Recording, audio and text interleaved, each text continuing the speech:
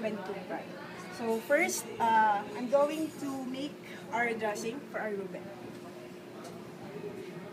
So we have here mayo,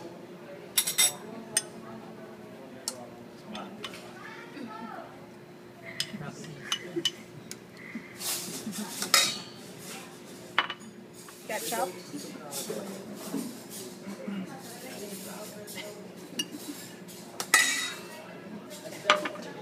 red wine vinegar. Just bake it parang ano lang siya. Is that a red wine vinegar or red wine? It's a red wine vinegar siya.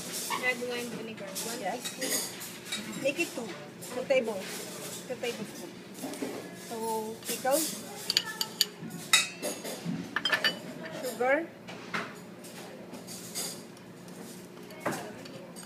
to make it a little bit sweet, and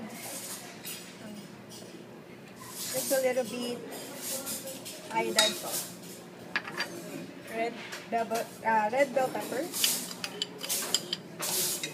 and for the last, our egg yolk. So, i-mix lang natin siya. Very easy lang siya.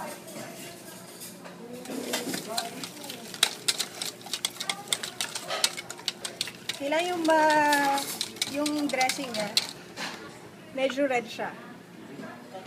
As you can see sa mga groceries, yung Thousand Island nila, medyo reddish na ba yung pagka-white. So, kailangan ganun yung maging texture niya.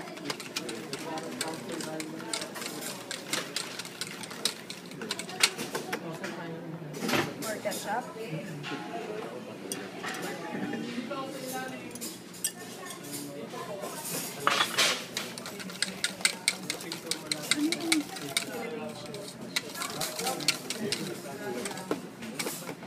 Lahat na lang.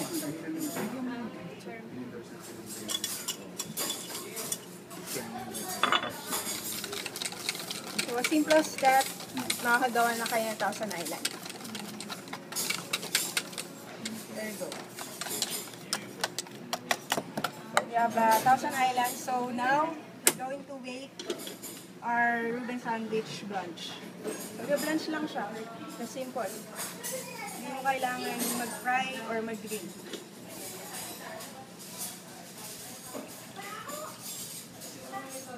Water for the blanch.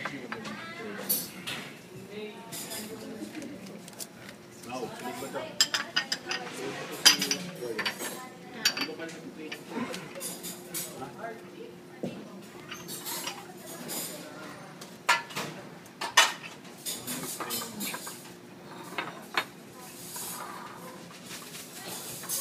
So, yung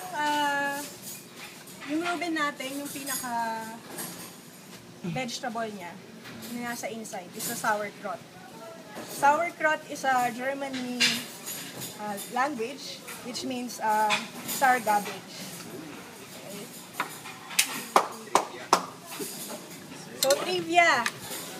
Paano ano yung sauerkraut? Paano siya pinapaasim? So, fermented siya by the lactic acid bacteria, which is include the lactobacillus. So, healthy siya. Gusto ko mga... Lipat na yan siya. Meron ko ba dyan? Ito pa.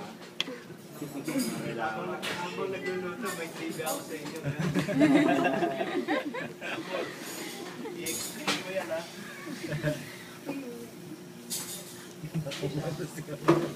May isa pa akong trivia mamaya. What's this? This one is a Reuben sandwich. What's the meat? It's a beef. It's a beef. What kind of beef? What kind of breed? What kind of... Mamaya tayong mag-question, chef, pag tapos na po. Okay, sige.